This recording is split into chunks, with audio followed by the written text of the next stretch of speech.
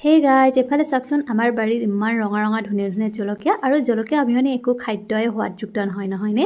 পিছে জলকীয়াখিনি আমাৰ বাৰীৰ নহয় দেই গাইজ মই এনেহে ক'লোঁ মানে ল'ৰাক স্কুলৰ পৰা আনিব যাওঁতে দোকান এখনত দেখিলোঁ ইমান ধুনীয়া ধুনীয়া ৰঙা জলকীয়া সেইকাৰণে ভাবিলোঁ